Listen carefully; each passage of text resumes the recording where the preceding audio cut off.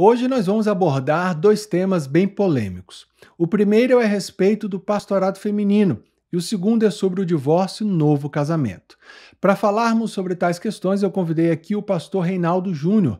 Ele é pastor na Igreja Batista 21, mas eu o conheci e trabalhei com ele enquanto ele era pastor de famílias e de jovens na primeira Igreja Batista em São Paulo. Ele é também terapeuta familiar e eu acredito que ele tem uma boa bagagem, boas experiências para poder estar abordando essas questões neste vídeo. Bom, o pastorado feminino ele é aceito em algumas denominações, enquanto outras denominações têm sérias restrições com relação a isso. O divórcio é algo que tem crescido ao longo dos anos, então abordarmos a questão divórcio e novo casamento é algo extremamente importante. Caso você se interesse apenas por um dos dois temas, vai estar logo abaixo do vídeo o índice dos temas, e então você pode ir direto no assunto que mais lhe interessa. Olá para você que está nos assistindo ou nos ouvindo. Bom, eu já fui apresentado, talvez diria que eu sou o marido da Cris, o pai do Estevão, e sou também o plantador dessa igreja, né? Uma experiência bastante interessante que eu tenho vivido no ministério. Eu lido com o texto bíblico com muito cuidado e reverência, gosto de estudar a Escritura, sou professor no campo teológico, mas sempre detido mais ao campo da teologia prática. E aí a exegese é, para mim, sim, uma ferramenta, mas de uso mais pontual do que um profundo biblista, por exemplo. Eu sou um homem da teologia prática e aceitei falar desses temas justamente por essa minha cabeça de teologia prática, de um teólogo que prioriza o pastoreio, e eu acho que essa é a minha função. Talvez aqui no canal as pessoas vão encontrar outros maiores acadêmicos do que eu. Eu fiz a opção mais ministerial, mais pastoral, de dedicação à igreja, por exemplo, né? Então o foco do meu estudo é de fato a pregação dominical e o ensino bíblico a partir da igreja quase sempre. Bom, legal. Continue. Para mim, o Ministério Feminino, eu já fui e voltei com essa conversa há muito tempo, porque eu fui apresentado na Assembleia de Deus, onde a consagração de mulheres inexiste, né? O cargo mais alto na Assembleia de Deus, isso é a Assembleia de Deus raiz, né? Aquela que nasceu lá em Belém, era líder do círculo de oração. Então, a minha avó, por exemplo, foi durante 20 anos líder do círculo de oração.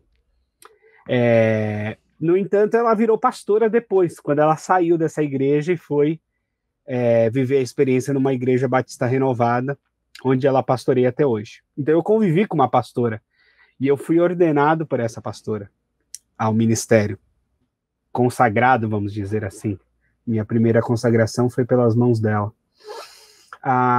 Então, para mim, conforme o texto de Gálatas, de Paulo, de que em Cristo não há servo nem livre, nem homem, nem mulher, nem judeu, nem gentil, baseado nesse texto e apoiado em outros textos de lideranças femininas na Escritura, desde a juíza Débora, a profetisa irmã de Moisés, também do Êxodo, até mesmo as mulheres que auxiliaram Jesus, ou que anunciaram a ressurreição de Jesus, primeiro aos discípulos, inclusive, e as lideranças que apoiaram o ministério paulino, baseado nesses olhares, eu acredito possível a um ministério feminino pastoral, inclusive. Legal, interessante. Então você vai seguir essa linha aí na sua argumentação. Então vamos partir então para alguns textos bíblicos e aí você vai expondo o que você pensa sobre eles, tá bom? Então, por exemplo, tem um texto que é muito utilizado, 1 Coríntios, capítulo 14, versículos 33 e 34. Eu vou ler aqui, diz assim: como em todas as igrejas dos santos, permaneçam as mulheres em silêncio nas igrejas, pois não lhes é permitido falar, antes permaneçam em submissão, como diz a lei. Bom, aqui está bem direto, que a mulher não fale, e ele justifica em cima da lei. Então, como que a gente pode compreender esse texto com base nessa posição sua aí, de que pastorado feminino seria possível? Eu acredito que esse texto diga respeito a uma situação muito específica da igreja de Corinto, dada a questão cultural, uma certa bagunça no culto, né? A primeira carta de Corinto tem uma ideia de ordenamento de culto muito forte, sobre línguas estranhas, sobre uma série de coisas, e essa posição sobre as mulheres. Então, eu acredito que essa posição paulina, ela é muito específica para aquele momento e aquela circunstância da igreja. Haja vista que em outros textos ele vai falar sobre profetisas, né? Onde é que essas mulheres profetizavam, se não no culto? Eu acredito que elas profetizavam no culto, ou a igreja que se reunia na casa de Priscila e Áquila, né? E tem até uma ênfase em alguns momentos ao nome de Priscila, antes até do nome de Áquila. Então, será que ela só podia falar em casa e não na igreja? Eu acho que não faz muito sentido. E, inclusive, agora, também falando da coisa na prática, eu respeito muito a posição mais conservadora sobre isso, óbvio, né?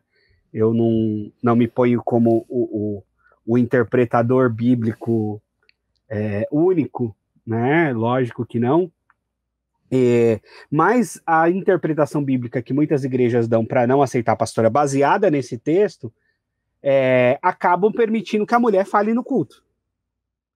Seja Sim. num culto de mulheres, seja num culto direcionado às crianças, ou até um culto público geral, onde as mulheres em algum momento pregam, ou em algum momento falam.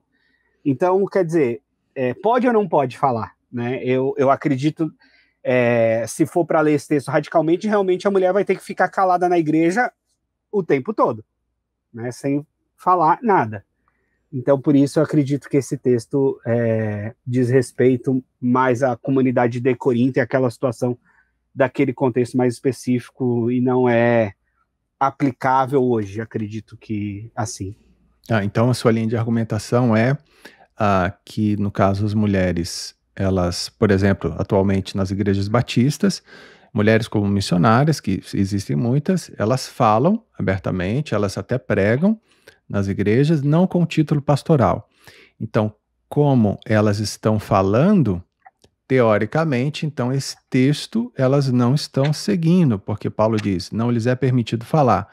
Então, logo, você está colocando esse texto, então, realmente sendo uma posição, uma questão muito da igreja local, para aquele tempo e para aquela época, que não se aplica a todas as igrejas. Essa é mais ou menos a sua forma de entender.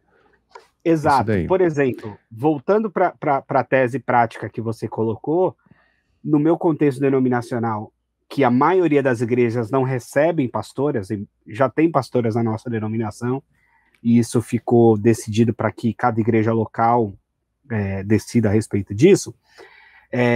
Há lugares em que a denominação não reconhece mulher pastora, mas a mulher planta a igreja, a mulher evangeliza, a mulher discipula, a mulher prega dominicalmente, e aí, quando tem ceia, batismo, ou a inauguração, mas efetivamente da igreja, ou alguma festividade, aí tem que chamar um homem de fora que não tem nenhuma relação com aquelas pessoas para cumprir um protocolo ali dessa ideia teológica, quando a mulher ela está falando na igreja o tempo todo.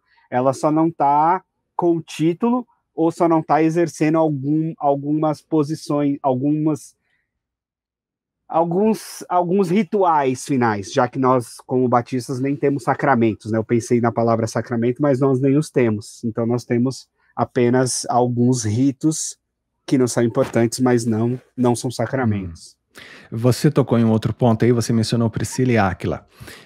Deixa eu ver se eu compreendi bem. Por exemplo, no livro de Atos, essa questão da ordem dos nomes, ela denotava a questão de autoridade. Então, por exemplo, quando a gente vê o início ali de Paulo e Barnabé na obra missionária, Atos capítulo 13, sempre é mencionado Barnabé e Paulo, Barnabé e Paulo, Barnabé e Paulo, nessa sequência, que mostra, pelo menos segundo alguns estudiosos aí, que no caso Barnabé, de início da obra missionária, no início ele tinha maior autoridade do que Paulo.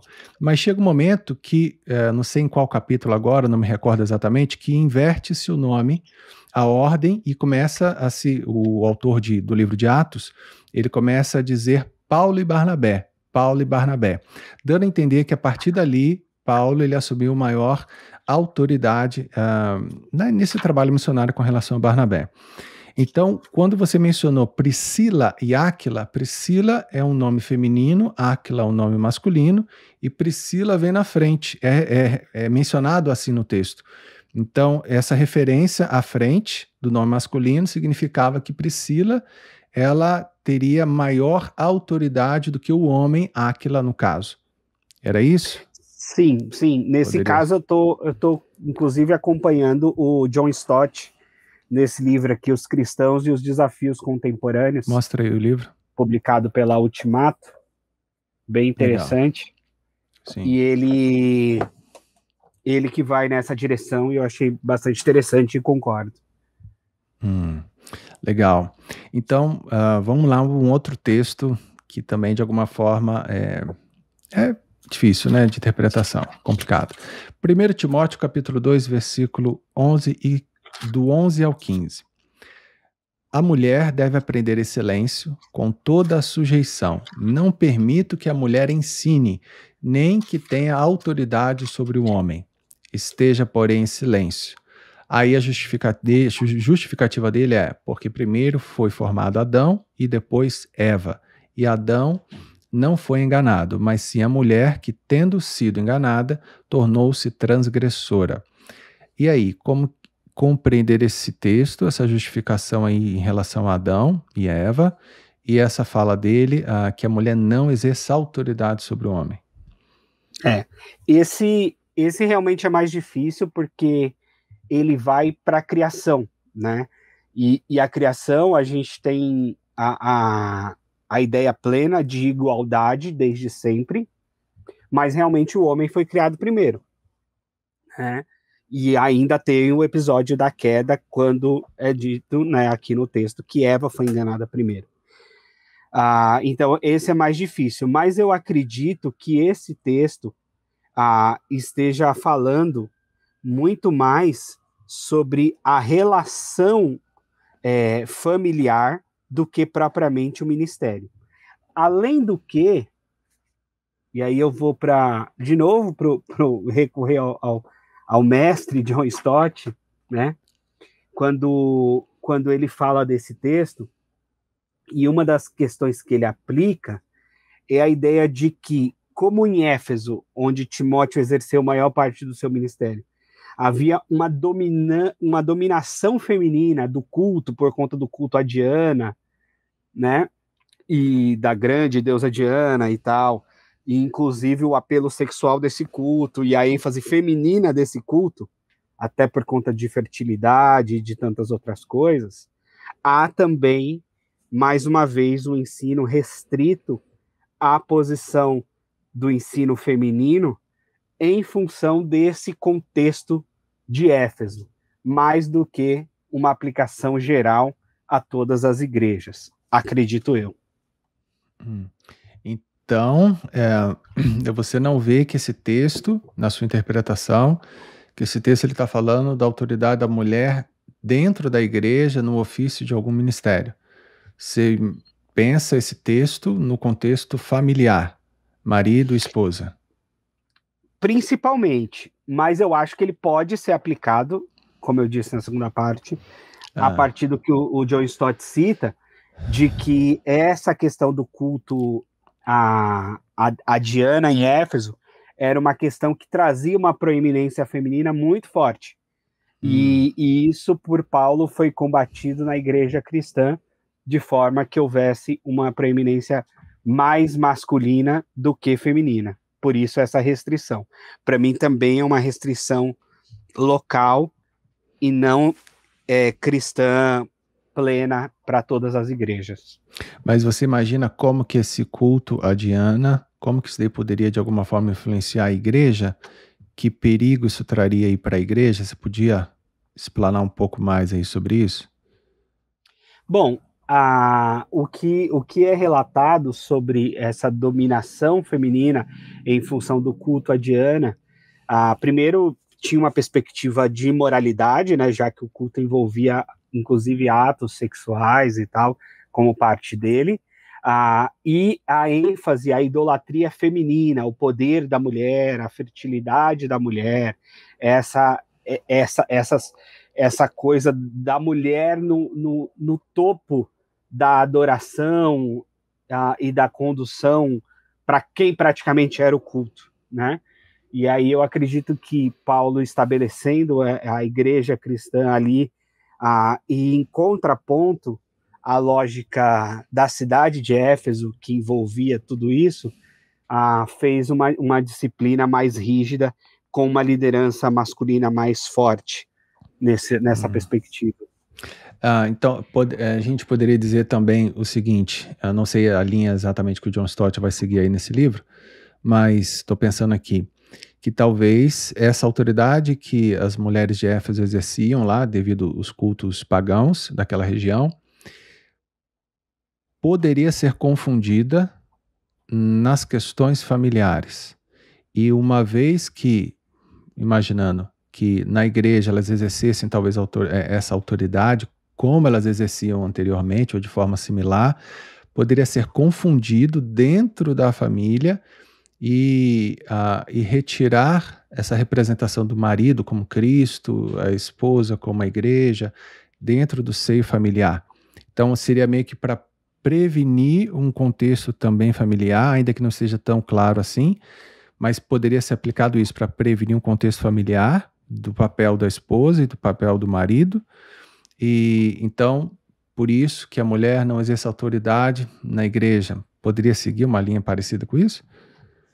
Eu acredito que é possível pensar dessa forma, sim, porque os textos paulinos, inclusive a Timóteo, vai disciplinar a respeito das relações familiares também, né? Tanto em alguns momentos a Timóteo e lá na frente na própria carta aos Efésios, né? Vai falar muito das relações familiares, do marido como cabeça nessa relação. Então, eu acredito que também a essa questão, eu acho que familiar pode estar no pensamento paulino. E aqui, Rafael, eu acho também que tem uma outra questão, que eu acho que é mais complicada, mas eu vou citar, que é a seguinte: Diga. Existem alguns desafios bíblicos que eu acho que o Novo Testamento, alguns temas que o Novo Testamento não viveu ou não teve tempo de ser tratado e que estão na nossa mão como parte da igreja hoje. E eu acho que esses temas dizem respeito ao papel da mulher, a questão da escravidão, por exemplo, a questão do próprio racismo, né, que não está na Bíblia, mas é uma coisa que sempre existiu. E eu acho que a gente tem que olhar para os princípios bíblicos fundamentais e aplicar isso.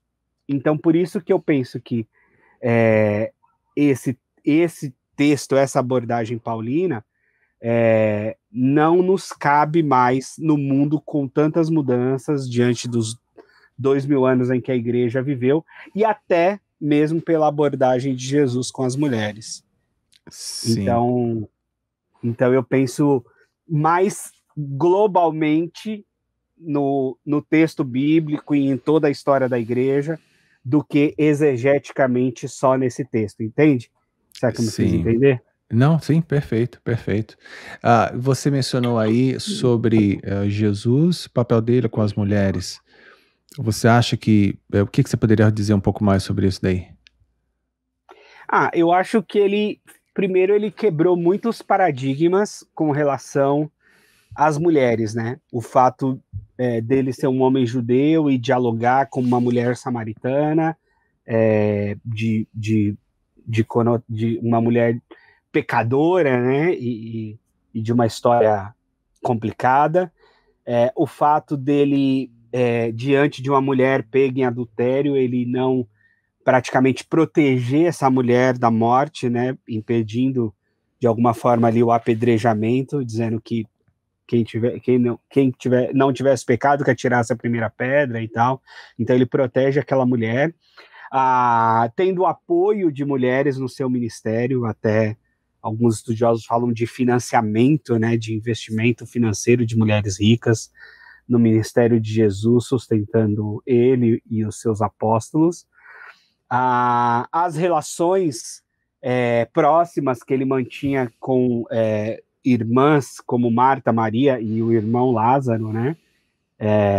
Que ele mantinha muito amistosamente, muito próxima. Deu a oportunidade, por exemplo, de Maria, irmã de Lázaro, ficar aos pés dele, ouvindo os ensinos, coisas que os rabinos da época não permitiam que as mulheres recebessem ensino, né? Então, a própria ressurreição, e ele aparece às mulheres primeiro, e elas é que vão dar a notícia aos apóstolos. Então, para mim, toda essa relação de Jesus com as mulheres e a quebra de paradigma que ele faz do costume judaico até então, e até de algumas prerrogativas da lei, como o apedrejamento por adultério, que era uma prerrogativa descrita na lei, me dá a entender de que há no Novo Testamento e na história da igreja uma abertura para o papel, para os dons femininos, aí olhando para o Novo Testamento já a partir de Atos, quando o Espírito Santo desce, e esse Espírito Santo desce sobre homens, sobre mulheres. Então eu acredito nessa igualdade que volta a existir na redenção, né? Coisa que nós perdemos com a queda, lá a partir de Gênesis 3, por exemplo. Sim, entendi. Legal, boas considerações aí as suas. Ainda pensando então sobre 1 Timóteo, capítulo 2, uma vez eu vi um pregador muito conhecido, ele, no versículo 9, ele mencionava o seguinte: da mesma forma, ou então dependendo da tradução, do mesmo modo, que as mulheres se vistam modestamente, e aí ele prossegue nas orientações das mulheres. Mas da mesma forma, esse pregador, ele fez um link com, ou seja, da mesma forma, ou seja, as mulheres que forem pastoras, porque o texto, né, anterior vai falar sobre pastores que almejam o episcopado e por aí vai. Então, enfim, você vê que esse da mesma forma está ligado ele está pensando, Paulo está pensando em nas mulheres como pastoras aqui, quando ele diz isso da mesma forma e do mesmo modo? Não, eu acho que ele não está pensando em mulheres como pastoras aqui no contexto de Éfeso, né, no contexto dessa carta destinada a Timóteo, que vai exercer o ministério por maior tempo como pastor em Éfeso. Eu acho que não, eu acho que realmente Paulo diz o que ele diz sobre o silêncio das mulheres aqui, como ele diz em Corinto. Sim, legal. Mas então, agora pensando no pastorado feminino de fato, como que a mulher, então, ela deveria exercer o seu pastorado? Seguindo o modelo masculino, eu já ouvi essa discussão, né? A pastora, ela vai então adquirir a sua própria maneira de pastorear, de um jeito feminino mesmo, ou ela vai seguir um modelo, um padrão masculino de pastoreio? Você vê diferença nisso? O que você pensa? Assim, primeiro, para mim o pastoreio ele é sempre diferente, porque é um dom e o dom passa pela pessoa, né? E então ele é sempre diferente para cada pessoa, ponto.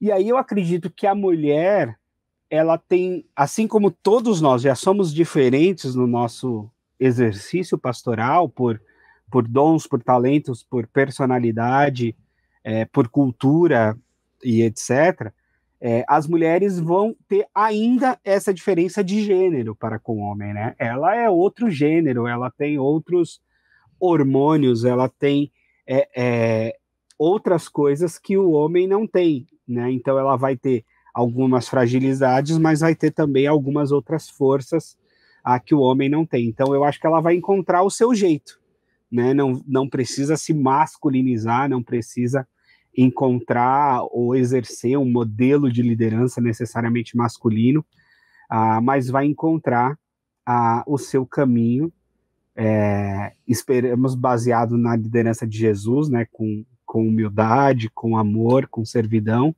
mas vai encontrar o seu caminho enquanto mulher e não deve abrir mão da sua diferença de gênero para isso, muito pelo contrário, né, deve usá-la a seu favor e a favor do seu ministério. E como é que fica a questão, então, na igreja, a mulher seria pastora, mas em casa, a questão do marido, ela com o marido. Como é que, porque a Paulo dá as orientações, Efésios, Colossenses, no caso o marido sendo cabeça, e no caso o marido representa Cristo, a esposa representa a igreja, então é como se fosse uma mini igreja. O primeiro núcleo de igreja começa dentro de casa, dentro da família. Existe uma representação ali. Como que as pastoras, como que você entende isso, conciliariam o papel de pastora e esse papel dentro de casa? Eu acho que o papel da pastora, ela é um exercício de dom em primeiro lugar. Então, acho que, independente do título, eu trabalho, minha cabeça funciona muito mais, em primeiro lugar, na perspectiva do dom, né? Há pessoas que pastoreiam sem o título. Então, a perspectiva do dom, o exercício do dom. Aí, segundo, efetivamente, o título, né? Quando se é ordenado, investido dessa autoridade numa igreja local e tal. Eu acredito que no exercício do dom, ela é plena. No exercício do dom, na liderança da comunidade, a liderança e o dom dela deve ser exercido plenamente. Em casa, existe a dinâmica da família, que sobrepõe a dinâmica da igreja, né? A casa vem antes, a família vem antes. E aí, na dinâmica familiar, ela se submete a essa liderança masculina do marido. Então, não vejo dificuldade, até porque são campos e ambientes diferentes, né? E que a gente mesmo modula esses campos e ambientes o tempo todo. Eu sou pastor e sou marido, né? Então, existe uma relação nas minhas decisões para com a igreja, com líderes da igreja, num colegiado de outros líderes, inclusive, e tal. E existe uma outra dinâmica na minha condição de marido, na minha condição de pai, né, na minha condição de finanças familiares ou qualquer outra coisa dentro da nossa casa. Então, eu acredito que na dinâmica da pastora seria da mesma forma. Legal, legal. Então, seria perfeitamente possível exercer os dois papéis, tanto no lar quanto na casa, na igreja como pastor, e não haveria, com sabedoria, não teria conflito nenhum entre os dois. Resumo seria isso, né? Isso. Lógico que, em algum momento, uma coisa ou outra tensiona, como a vida tem as suas tensões, mas eu acho que é possível separar e caminhar nessa linha, com certeza. Eu não sou aquele que advoga que a pastora só pode ser pastora se ela for esposa de um pastor, por exemplo. Não, eu acho isso muito legal. Também. Eu acho isso muito possível, desde que os dois tenham o dom e tenham chamado para isso. Por exemplo, a minha esposa não é pastora. Ela não entende que tem esse chamado, não entende que tem esse dom, então ela não é. De vez em quando, alguém chama, acha que deveria ser e tal, e ela leva na brincadeira, porque se o papo for sério, ela diz, não é o caso, não é meu caso, e ponto. Então, meio que aproveitando, emendando nisso daí, uma vez eu ouvi vou perguntar aqui, porque são casos, né, do dia a dia, e aí as pessoas podem se deparar com isso daí também. Uma mulher, ela virou para mim e falou assim, eu sou pastora também. Aí eu perguntei para ela assim, por quê? Ela falou, porque o meu marido, ele é pastor, nós somos uma só carne. Automaticamente, então, eu sou pastora. E aí? Para mim, essa interpretação bíblica é equivocada, porque eu acredito na experiência e no chamado muito individual, né? Os nossos dons são diferentes, o nosso tipo de chamada é diferente. Então, eu acho que uma só carne diz respeito à intimidade, à concepção sexual, a uma coisa da relação profunda do homem e da mulher que se fazem uma só carne. Não necessariamente no ministério, nos dons e no chamado, né? Eu acredito que tem chamados de filhos. Eu acho bonito quando é o casal e quando o casal funciona bem nessa perspectiva, mas eu não advogo que seja e nem acho que seja automático assim. Por isso, aqui em casa, a Cris rejeita a titulação e esse papel, por exemplo. Legal. Uma curiosidade, eu estou meio desatualizado com relação a isso. No meio batista, você tem noção de quantas pastoras que tem no Brasil? Não tenho, eu sei que são poucas. A ordem dos pastores batistas do Brasil, na maioria dos casos, me parece que elas não conseguem filiação. A ordem ainda só tem homens. Porém, na denominação, elas ocupam cargos. Então, já teve mulher na diretoria da Convenção Batista Brasileira, que era pastora e tal, e elas são respeitadas, mas virou como uma prerrogativa da igreja local, e elas meio que só são reconhecidas especialmente localmente, né? A denominação, as outras igrejas podem ou não reconhecê-la, né? Então, tem poucas. Na nossa igreja, por exemplo, não tem, né? Embora eu tenha essa abertura, eu não me oponho nesse aspecto, mas eu também não sou o cara que advoga isso ou fica falando disso. Eu dou espaço para elas servirem, e aí sim, a gente tem mulheres na liderança, a gente tem uma teóloga que lidera o nosso ministério com crianças, por exemplo, ela prega eventualmente na igreja, para a igreja toda, mas tem um foco no ministério com crianças, porque esse é o dom dela. A gente não acredita que ela precise do título de pastora, acho que não vai ser o caso, mas, por exemplo, se ela entender que ela tem esse chamado e pedir um concílio, é possível também que a gente faça sem grande dificuldade. Legal. E tem uma outra questão que as pessoas colocam também, que as pastoras, então, elas devem pastorear somente mulheres ou crianças? Você vê restrição para que elas pastoreiem homens também? Para mim, esse caso entra no mesmo contexto dos textos que nós lemos de Timóteo e de Corinto. Se a gente for levar o texto ao pé da letra e fazer uma aplicação geral naquilo que eu considero que é uma aplicação mais particular, então que elas não falassem na igreja de modo algum, né?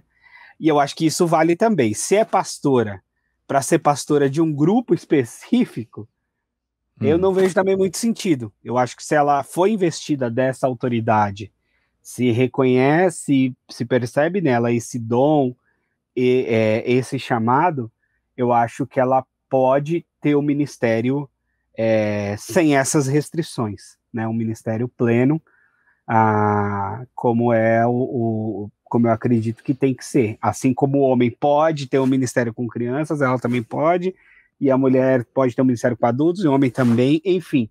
Nessa perspectiva, eu estou considerando homens e mulheres em condições de igualdade ministerial, vamos dizer assim. Ok. Uma coisa que a gente vê também nas mídias sociais, a gente vê muitas críticas muito duras ao pastorado feminino. Pessoas que falam diretamente, olha, se você é pastora, largue o seu ministério, entregue ele, largue porque ele não é para você. Como que você entende que essas pastoras, elas devem se portar e, enfim, diante dessas críticas que muitas vezes são realmente muito duras?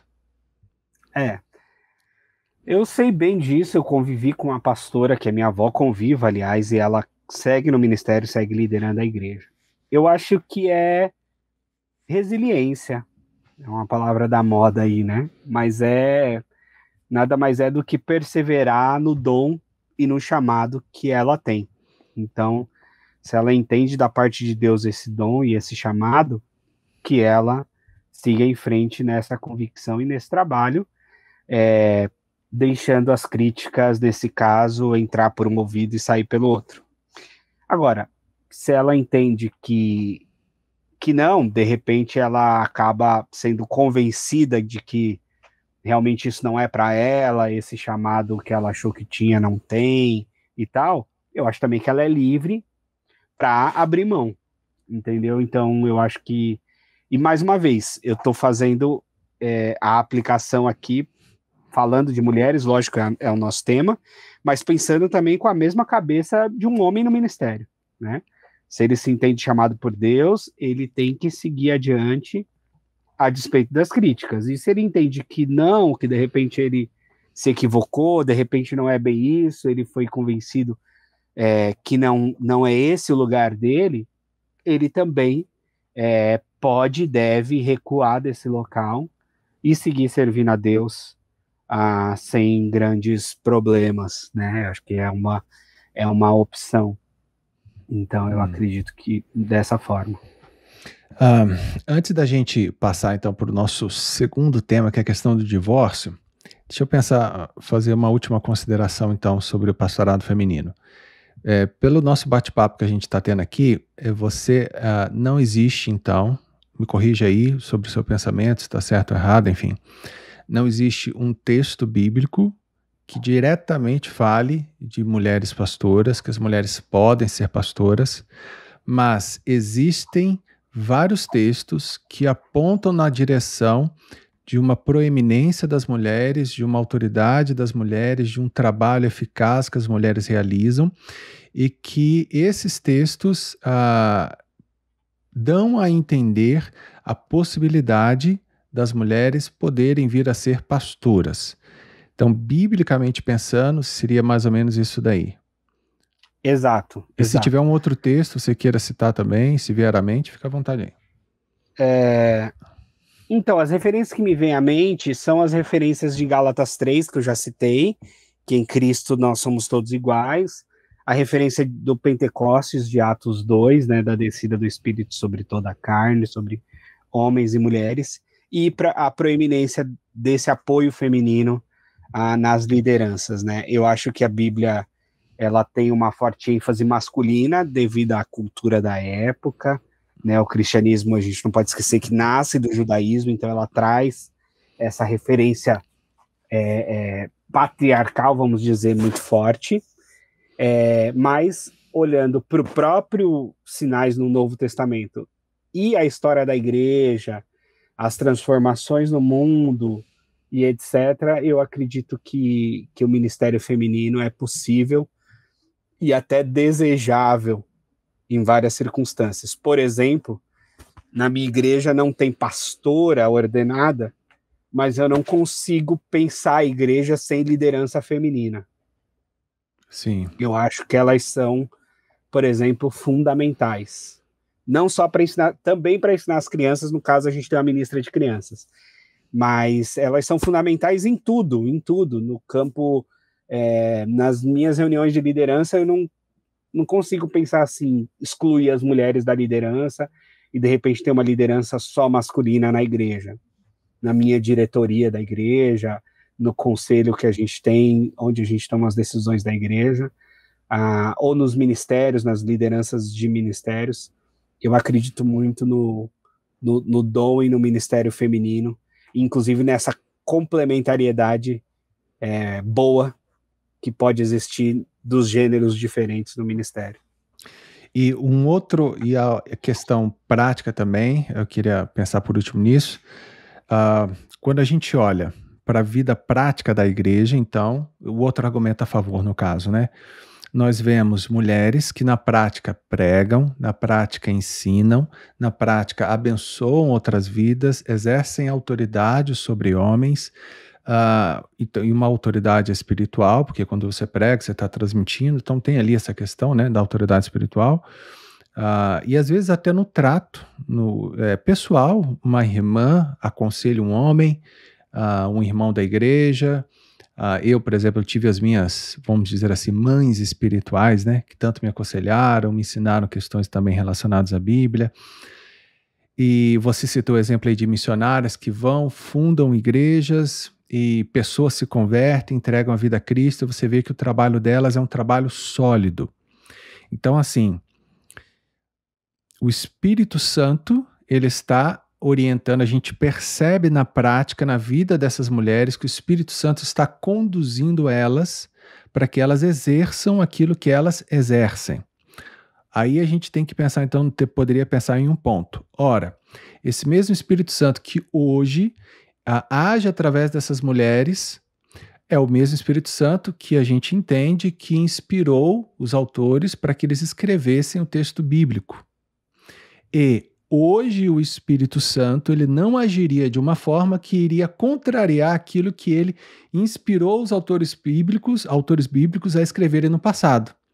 Ou seja, se a mulher não pode exercer autoridade e se o Espírito Santo inspirou Paulo para falar aquilo, escrever aquilo, o Espírito Santo, então, não iria hoje agir na vida de uma missionária para que ela exercesse autoridade por algum homem ou na igreja, para que o trabalho crescesse. Porque o Espírito Santo, teoricamente, ele iria contra aquilo que ele inspirou Paulo. A não ser que aquela fala de Paulo fosse algo local realmente, para uma época específica, para um contexto bem específico. E aí, assim, não haveria esse conflito de atuação do próprio Espírito Santo na igreja.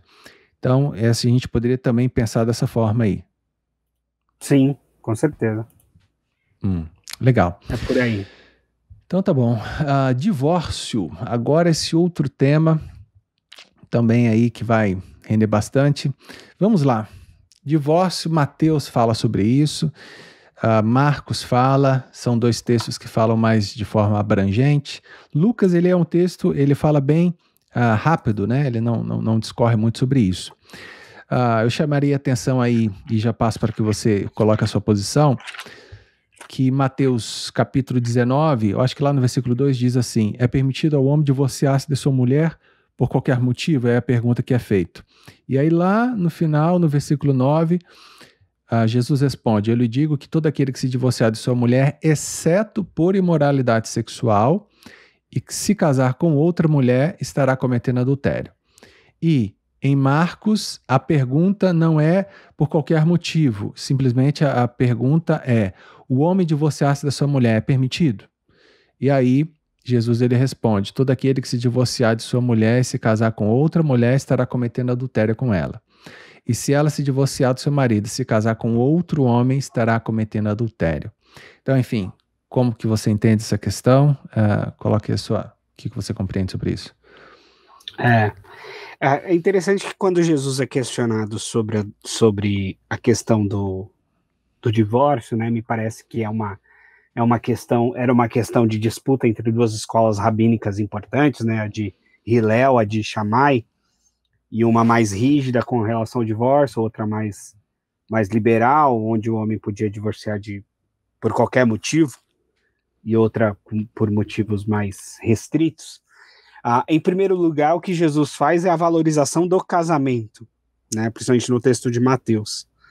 Então, em primeiro lugar, antes de falar em divórcio, a gente precisa reafirmar a valorização do casamento, né, de quando Deus cria Eva, e ele cria Adão em primeiro lugar, e ele olha para Adão e fala, não é bom que esse homem esteja só, eu farei alguém, uma ajudadora, uma parceira para ele, né, e é interessante criar ela da costela, né, de algo do lado dele, efetivamente. Então ele valoriza esse casamento, e o casamento a gente entende em primeiro lugar para a vida toda. Graças a Deus eu mesmo sou casado há 9 anos, e foi das melhores decisões da minha vida, mesmo em algumas dificuldades que a gente enfrenta, é uma grande bênção de Deus o casamento, eu não tenho dúvida disso. Então, em primeiro lugar, a valorização do casamento. E o divórcio como uma permissão diante da dureza do coração, porque é isso que Jesus vai dizer, né? Moisés permitiu o divórcio lá na lei por conta da dureza do vosso coração. Então, para mim, em primeiro lugar, o divórcio vai ser sempre um pecado, tá?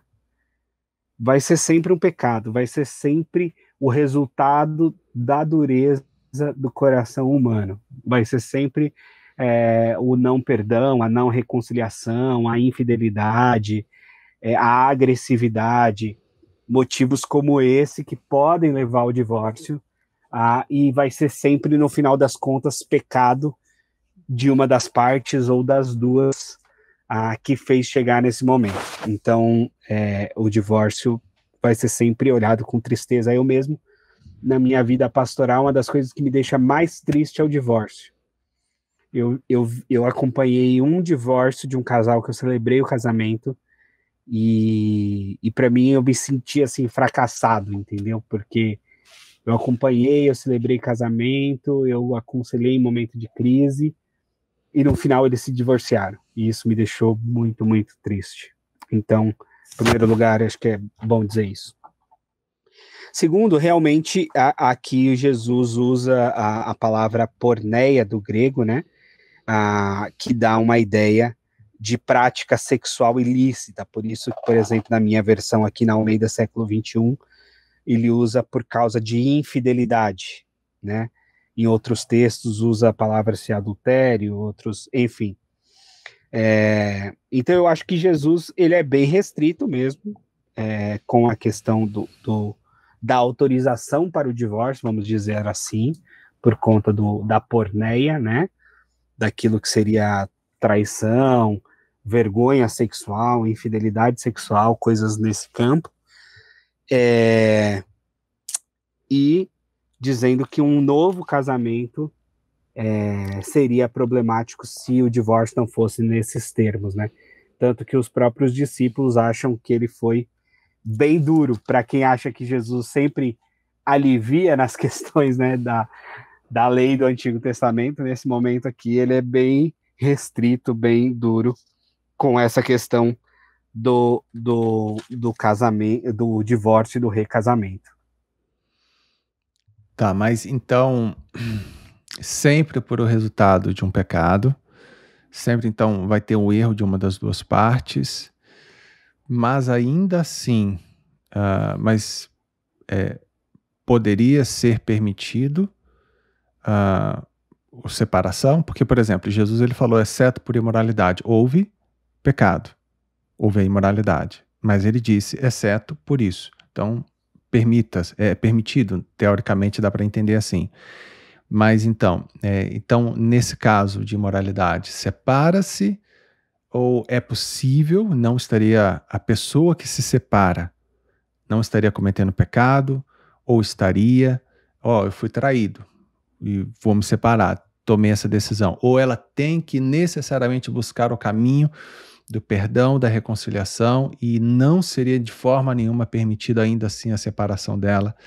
E pensando também um pouco mais além, e em outros casos, a mulher ela apanha do marido, sofre agressões físicas, a mulher de repente, sei lá, descobriu que o marido é um criminoso, ou vice-versa, o marido descobriu que a esposa é uma criminosa em alguma área, alguma coisa.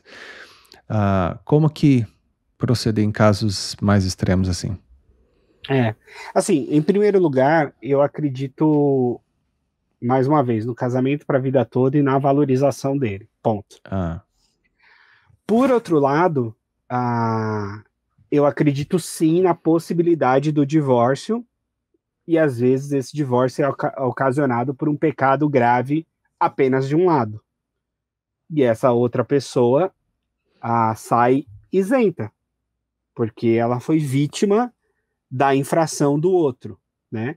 E muitas outras vezes o divórcio é ocasionado por pecados dos dois, né? Por conflito dos dois. De toda forma, pastoralmente, quando eu estou diante de uma crise familiar, o meu caminho é sempre o caminho da reconciliação.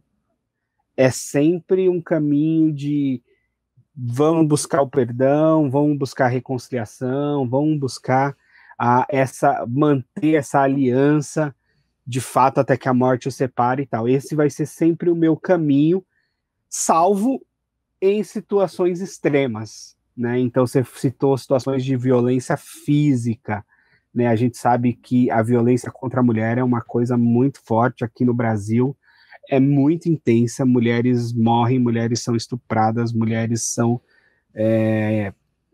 presas por seus maridos na própria casa. Então há situações, por exemplo, eu já aconselhei um casal em que a mulher chegou com o dedo quebrado, e era um casal de noivos ainda, mas o rapaz já tinha quebrado o dedo da menina. Gente. E aí eu falei, isso aqui não é caso de aconselhamento, isso aqui é caso de polícia. Vocês têm que procurar a delegacia, porque esse é um crime, né, em primeiro lugar. Depois vocês podem se perdoar ou não, mas em primeiro lugar é um crime, né? E aí indiquei uma advogada da igreja para acompanhá-la e tal. Então eu acho que há casos extremos. Mais uma vez, eu acho que a lista de Jesus aqui não é exaustiva. Ele fala de um pecado grave, muito grave para aquela época, principalmente, né? Mas eu acho que há outros pecados graves em que o divórcio às vezes se faz necessário, inclusive diante de um risco de morrer. Principalmente por parte das mulheres que sofrem agressão, por exemplo, né? Então, no caso, ou por infidelidade, ou por agressão, ou alguma outra situação grave, a mulher ou o homem poderiam se separar, teoricamente, e eles poderiam se separar, porém, como eu posso dizer, a questão do adultério, caso eles casem novamente, como que fica a questão deles? Porque quando diz exceto por imoralidade, aí você pensa, ok, então se casar novamente não vai estar cometendo adultério, mas e casos de agressão física? Estaria cometendo adultério ou não? Ou outros casos mais sérios também?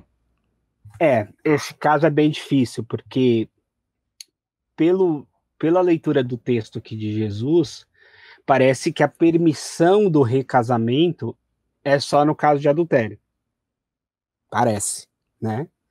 Que realmente a permissão para o recasamento é só para aquele que sofreu adultério.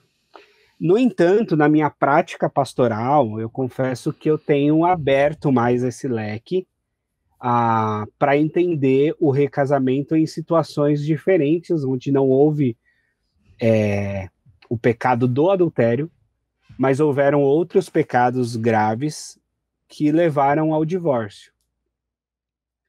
E que a pessoa está buscando uma nova chance com um novo casamento. E eu já celebrei segundos casamentos, né? Ou segundo de um dos lados, né? Às vezes a mulher é primeiro, o marido é segundo, ou vice-versa. E eu entendi como essa oportunidade de recomeço e abençoei a união, mesmo expondo o texto bíblico, dizendo que a decisão era deles, de casar ou não casar, e de entender o texto de Jesus e de Paulo também, quando ele fala, né, sobre divórcio e tal. Mas eu, como pastor, entendia que o evangelho poderia lhes dar uma nova chance. E celebrei. Mas com base em que do evangelho? Porque isso daí é delicado, cara. Isso daí imagina assim, o que se passa na mente da pessoa, às vezes o peso que pode ficar na mente dela, dependendo se ela for reputada como, pro resto da vida, como adúltera ou adúltero, entende? O peso que pode estar na cabeça da pessoa. Com base em que você pensa com relação ao evangelho, que ele poderia dar esse novo recomeço, o que fala de Jesus, ou que trecho das escrituras te dá essa compreensão que as pessoas não poderiam ter esse recomeço. E aí, já emendando uma outra palavra que as pessoas que são contra o novo casamento, elas usam, ou seja, as pessoas elas estariam cometendo adultério, e os adúlteros não entrarão no reino dos céus. É uma coisa delicada isso. Então, como pensar essas questões que eu estou te falando aí? Explica um pouco mais aí. Bom, eu tento avaliar cada caso individualmente. Então, por exemplo, há casos em que o divórcio aconteceu quando a pessoa não era convertida. E então ela adquiriu uma nova vida depois. É lógico que Paulo diz que a conversão não deve ser motivo de separação, né? Mas, por outro lado, a palavra também diz que Deus perdoa o nosso tempo da ignorância, né? O tempo que a gente tinha uma outra vida. Então, muitas vezes, em alguns casos que eu celebrei segundo casamento, o divórcio havia se dado no contexto antes da conversão. Então, eu acredito que, a partir de uma nova vida, haveria essa nova oportunidade, onde os pecados foram perdoados e agora é uma união com Cristo junto nesse casamento. Então, acho que houveram casos assim. E há casos simplesmente da nova oportunidade, né? E eu acho que daí é a mesma coisa diante de uma situação, por exemplo, eu tenho a situação de um casamento, de um rapaz que engravidou a namorada, casou aos 17, 18 anos, e dali 2, 3 anos o casamento acabou. Não tinham maturidade, não tinham nada para conseguir dar conta daquela relação. Acabou. Quando esse rapaz chegou aos 10, 12 anos depois, que ele encontrou uma outra pessoa, já mais maduro, já com mais de 30 e tal, eu acreditei na possibilidade dessa nova oportunidade. Eu achei que seria muito cruel condená-lo a viver sozinho o resto da vida, porque ele viveu aquele casamento tão precipitado, tão atrapalhado, ali ainda adolescente, no final da adolescência, né? Então... E ele já era cristão, quando ele se separou? Mas ele já era. Mas ainda assim eu aceitei celebrar o segundo casamento dele, a esposa era o primeiro casamento, ele era o segundo, eu aceitei celebrar, considerando esse contexto, sabe? E entendendo que se Jesus estivesse entre nós, eu acho que lhe daria essa nova oportunidade. Mas isso realmente é uma prerrogativa de decisão pastoral que eu tomei, que se eu fosse levar o pé da letra esse texto de Mateus não poderia ter tomado. Mas eu entendi que eu poderia fazê-lo e confesso que isso me deixa... eu durmo tranquilo com isso. Considero que, de repente, eu posso mudar de posição, posso ficar mais conservador nesse aspecto? Considero. Não me acho o dono da verdade, nem que a minha interpretação bíblica vale para sempre, né? Mas hoje eu tenho tratado dessa forma essas situações. E questão assim de incompatibilidade, não estou me dando bem com a pessoa, poxa, a gente discute muito, já estamos aí 5 anos, muita discussão, ficou desgastado, a gente quer se separar. Não houve uma agressão física, não houve uma traição, não houve casos assim extremos, mas simplesmente eles dizem, acabou o amor, acabou o sentimento, a gente está vivendo como amigos. Como lidar com isso daí? Enfim. Biblicamente, isso não é motivo para separação, né, em primeiro lugar. Então, mais uma vez, o caminho da reconciliação, o caminho de retomar e manter essa aliança seria o caminho padrão. Mas as pessoas decidem livremente sobre isso, né? Inclusive, já houve casos de eu, como pastor, não nessa igreja que eu tô, mas na outra, ficar sabendo depois que já separou. Tipo, já aconteceu, já decidiu, já acionou advogado, já divorciou, e de repente o pastor fica sabendo, não, a gente já foi, acabou, né? Então, o casamento, assim, dissolvido com uma facilidade muito estranha para um cristão, para alguém que tem a escritura como base da vida, né? Então, é muito triste, mais uma vez, eu acho que é resultado de pecado, de ambos os lados aí, de não entrar num acordo, de não se perdoar, de não se reconciliar, de não manter aquela aliança do casamento, né? Mas, infelizmente, acontece. E quando acontece, a gente caminha junto, chora junto, mas, com certeza, não é um caminho bíblico aprovado por Deus.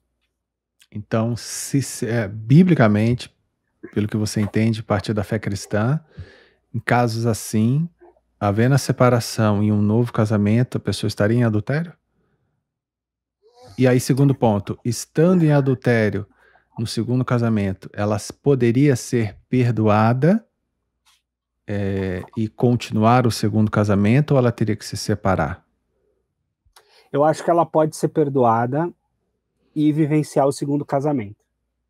Mas é uma situação muito delicada em que deveria ser muito bem trabalhado os motivos desse primeiro divórcio. Se eu pudesse e tivesse a condição de intervenção pastoral numa situação dessas, eu trabalharia a exaustão a reconciliação da primeira relação, a exaustão, todas as tentativas, todas as terapias, todas as orações, todos os aconselhamentos, tudo. E no último caso, a chance de uma segunda relação é válida, sim, mas ficaria essa marca de uma primeira relação desfeita por um motivo pouco importante, vamos dizer assim, né? Mas a pessoa poderia ser restaurada e poderia seguir, tipo, ter cargos de liderança normal na igreja, poderia seguir sua vida como cristão normalmente, havendo arrependimento, enfim, tendo compreendido toda a questão, tudo que aconteceu, as falhas anteriores. Eu acho que todos os pecados são passíveis de perdão, né? Jesus fala só a blasfêmia contra o Espírito Santo que não. Então eu trabalharia esse caminho do reconhecimento do pecado, mas a oportunidade do perdão e do seguir adiante, sim. Você não seguiria, então, essa posição mais radical de, olha, então se separa do segundo casamento e volte para o primeiro, porque essa seria a sua única possibilidade. Você não é adepto dessa posição. Não sou adepto dessa posição. Antes do segundo casamento, se eu tivesse a oportunidade, eu trabalharia a exaustão à volta. Como eu já trabalhei com casais que estavam já em casas diferentes e tal, e eu trabalhei com os dois a perspectiva sobre uma reconciliação, sobre a volta, vamos lá, vamos tentar, vamos não sei o que e tal. Agora, tendo um outro casamento, a minha linha seria, vamos agora seguir essa relação, cuidar dela para que essa, então, seja para o resto da vida, né? E aí? Divorciou e casou, só que isso 2, 3 vezes, algumas pessoas a gente vê 4 vezes, ou até, enfim, mais, né? E aí, Fábio Júnior. Pensei nele. Aí já agora. É o Fábio Júnior, né? Aí já é o Fábio Júnior, a Gretchen, né? Aí já é uma outra esfera. Outro nível. Mas e aí, como pensar isso? Existe limite, então, para isso? Não existe? Como considerar? Rapaz, quando Jesus foi perguntado sobre o limite do pecado, né, e quantas vezes eu devo perdoar o meu irmão? 7? Ele diz 70 vezes 7. Lógico, ali é um outro contexto, né? Sim. Mas enfim, mas é sobre pecado. Então eu acho que assim, a graça de Deus é algo tão escandaloso que não tem limite. Não tem limite para Deus perdoar. Deus pode perdoar tudo. Deus pode perdoar quem mata, quem rouba, quem casa 5 vezes, ou 6, ou 7. Eu acho que Deus pode perdoar tudo. Então eu não coloco objeção ao perdão de Deus, mesmo nesses casos. Óbvio que quando tem situações assim, mais uma vez, considerando que o divórcio é sempre um pecado, eu buscaria trabalhar com essa pessoa. Por que ela rescinde neste pecado? Por que ela rescinde neste campo? Por que aconteceram os outros divórcios? Se isso não for tratado, vai acontecer o outro. Então vamos tratar e tal. Então eu tentaria fazer esse caminho do tratamento, com certeza, da compreensão do que está acontecendo na vida daquela pessoa para dar errado tanto assim os seus casamentos, né? Porque se é um padrão não arrependido, se é um padrão estabelecido e repetido, a história vai se repetir, né? Então eu procuraria tratar e solucionar o que seria a raiz desse problema, o pecado de raiz aí que estaria chegando nesse momento. Mas eu não colocaria objeção ao perdão de Deus, não, mesmo em situações como essa. E no nosso meio, pastor que se separa, divorciado, segundo casamento, ou até terceiro casamento, como pensar isso daí, uma vez que os pastores são líderes, tem a questão da imitação, Paulo fala ser de meus imitadores, como sou de Cristo, então tem essa ideia de líder como referência. Paulo fala sobre os pastores, enfim, quem almeja episcopado, fala sobre a reputação deles. Então, e aí? Pode, não pode? Como lidar? Também tem limite para pastor? Não existe? Pastor é um caso à parte a ser tratado? E aí? Eu acho que assim, o pastor é gente, né? E como gente, eu acho que ele é necessitado da graça de Deus, e essa graça de Deus, ela é extraordinária, a misericórdia do Senhor se renova a cada dia, como disse Jeremias. Então eu acho que ele pode ter, sim, a segunda, a terceira, a quarta, a quinta oportunidade.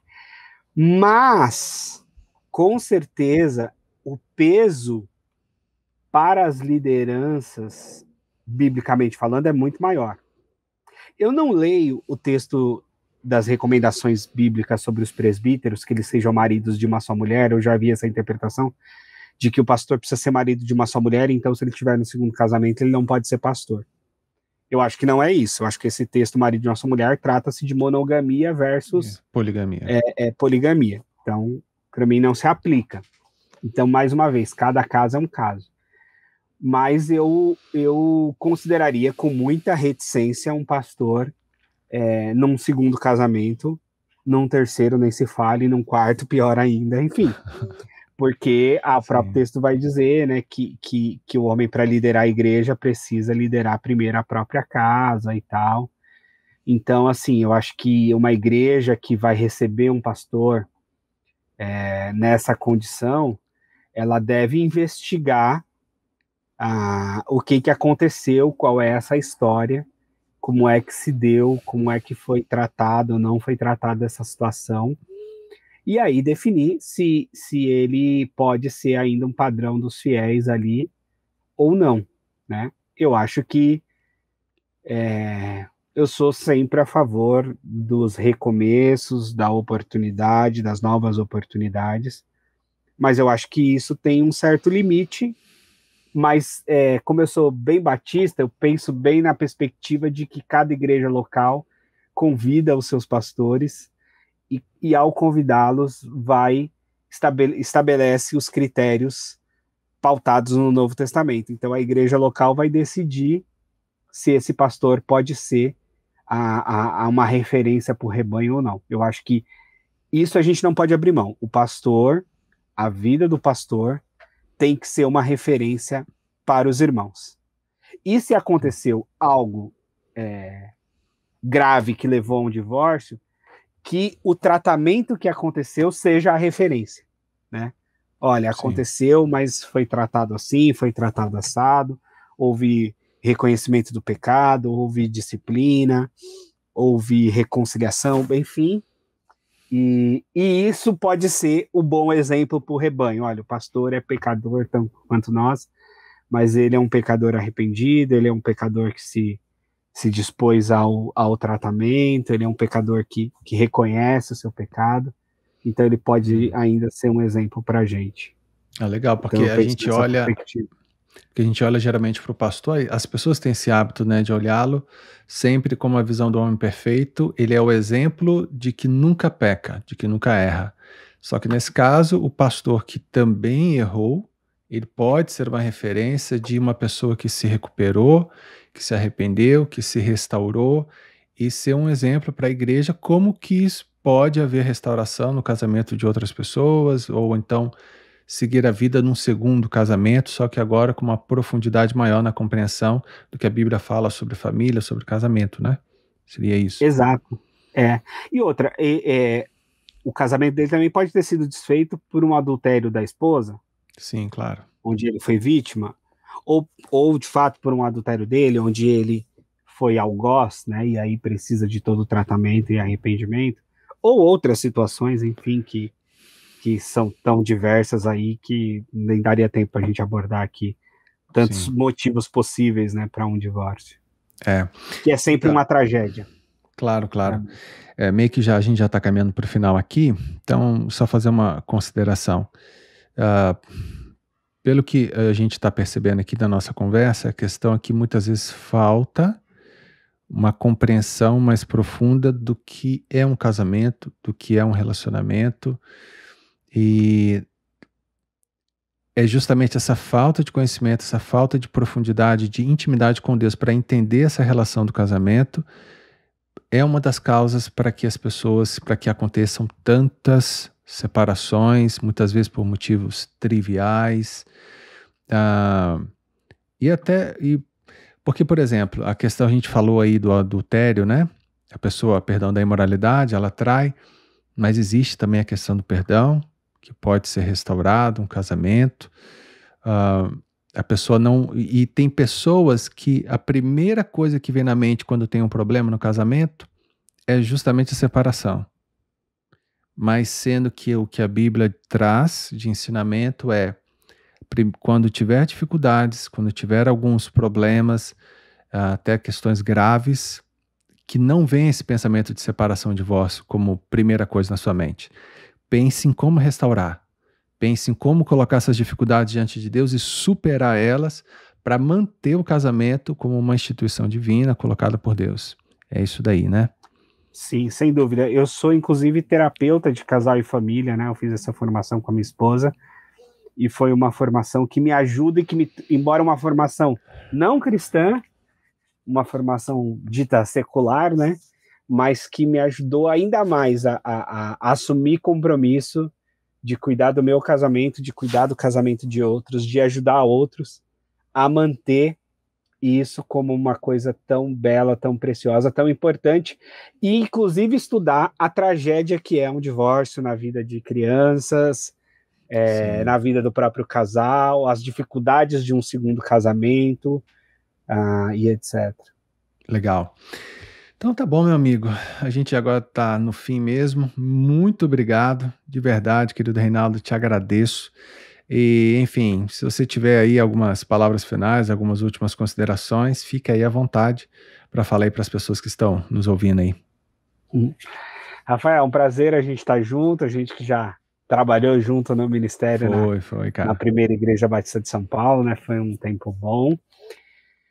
Olha só, primeira coisa que eu vou dizer assim, caminhe com a sua igreja local, caminhe sob a autoridade da Bíblia em primeiro lugar, mas também de um ministério, de um pastor local, e siga as orientações do seu pastor e da sua igreja. Eu acho que esse respeito é fundamental, a menos que ele esteja se furtando da escritura, cometendo heresias e tal, aí você pode procurar e deve procurar uma outra comunidade. Mas sim, siga uma outra comunidade. Eu tentei servir aqui com as minhas ideias, com aquilo, o modo como eu pastoreio, mas em primeiro lugar eu me coloco como pastor de uma igreja local. Eu não sou o pastor do Brasil, não sou o pastor que responde sobre essas questões. Eu sou o pastor de uma igreja local que procuro responder a essas questões a partir da minha comunidade. Eu respondi cada questão aqui pensando nas minhas ovelhas, pensando nos casamentos que eu já celebrei, pensando nas pessoas com as quais eu convivo, me abençoam e eu abençoo. Então, acho que isso é fundamental da nossa caminhada. Essa vida em comunidade nos faz muito bem sempre. Legal. Então, agora você que está nos assistindo, eu queria pedir para vocês, eu esqueci até de falar antes, mas agora eu preciso fazer esse pedido. Se esse vídeo foi relevante para você de alguma forma, se ajudou você a abrir a sua mente com relação às questões que a gente abordou aqui, considere compartilhar esse vídeo, dar um like nele, fazer um comentário e se inscrever no canal. Dessa forma você ajuda esse nosso trabalho para que ele continue sendo feito e você ajuda com que esse vídeo ele alcance alcance outras pessoas. Então, enfim, é isso. Querido Reinaldo, muito obrigado, mano, valeu mesmo, e sorte aí, Deus te abençoe aí no seu ministério, na igreja local, Deus já tem te abençoado, né? Que Deus continue te abençoando e te dando sabedoria para as questões que aparecerem diante de você, tá bom? Amém, mano. Amém. Gente, obrigado. Obrigado por acompanharem a gente nesse papo. Valeu, meu querido. Um abraço, fica na paz.